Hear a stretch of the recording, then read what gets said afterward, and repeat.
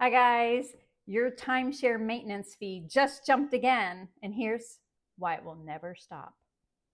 Hey everybody, and welcome to Ask the Landlady. This is the channel where I talk all things real estate and also timeshare, which I don't consider a real estate investment, but other people do. So that's why we shove it in here too, because we are here to educate people, to cut through all the marketing schemes put out there by timeshare people and really get to the truth of the matter for you. Today, we're going to talk about something that's quietly crushing thousands of timeshare owners right now, and that's the exploding cost of their annual maintenance fees. If you own a timeshare, you've probably opened up your statement this past year and your stomach just dropped because you're like, what the heck? Why does this keep going up and up and up?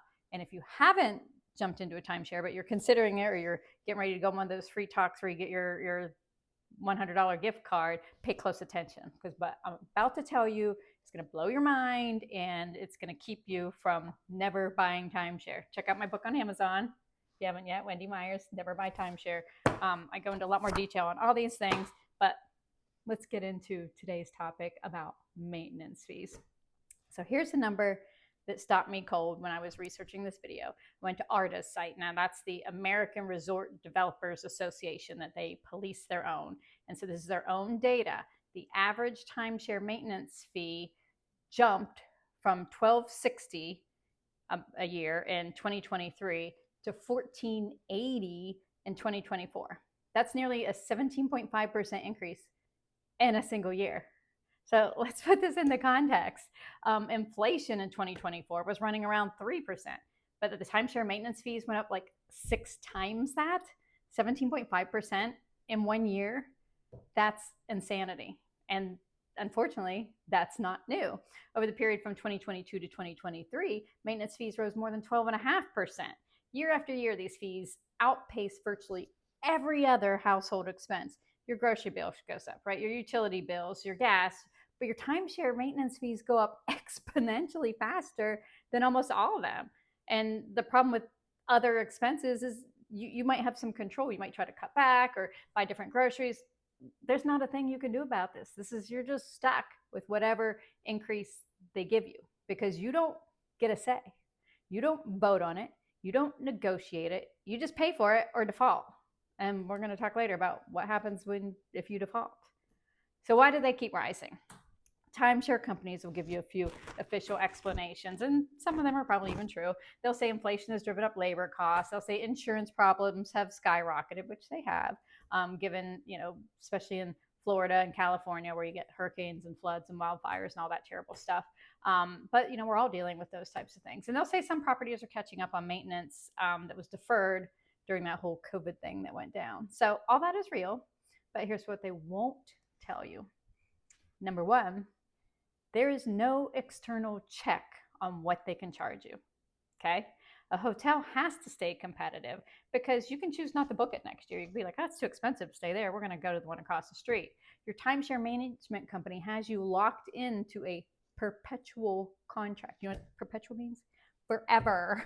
And many timeshare contracts are literally written to last forever. They pass on to your heirs even, and we'll talk about that on another video because you don't want that to happen.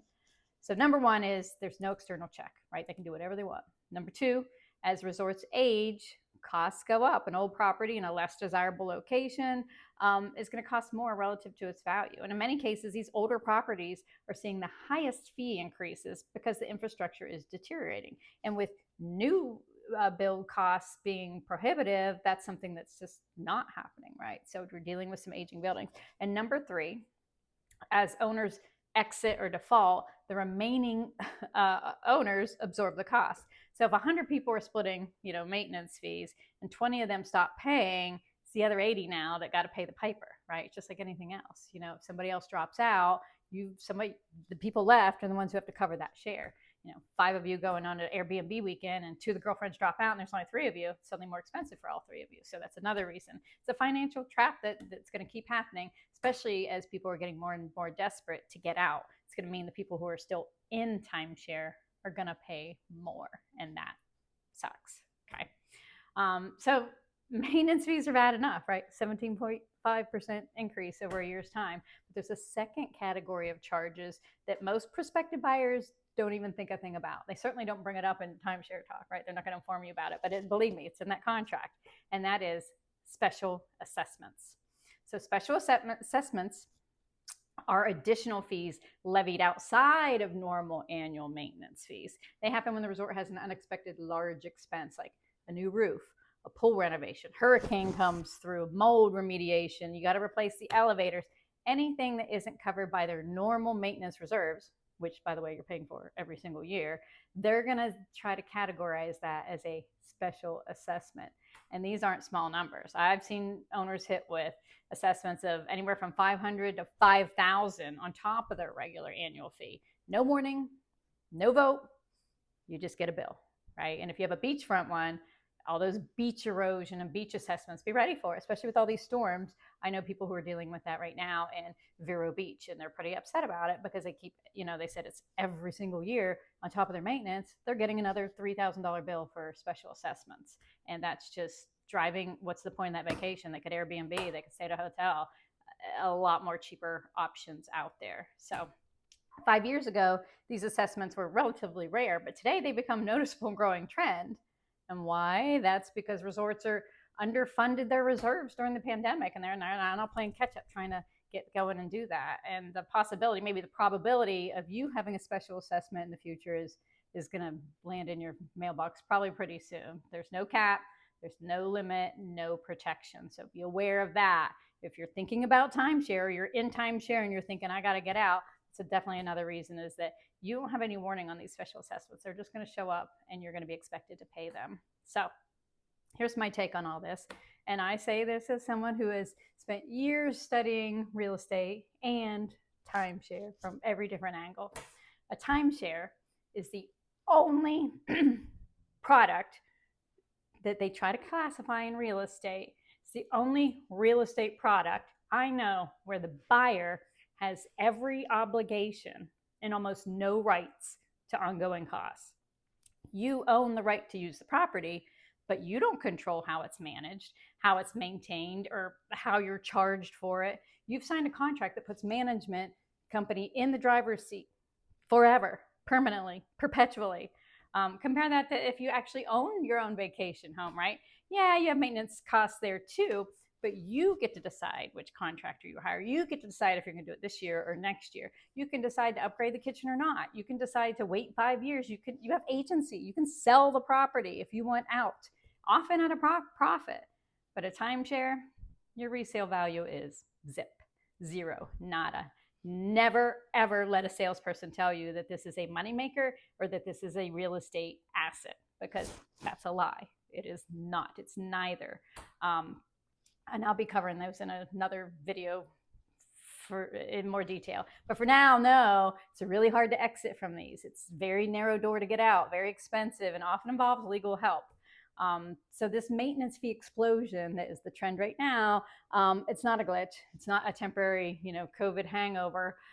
It's a structural reset on how timeshare models work.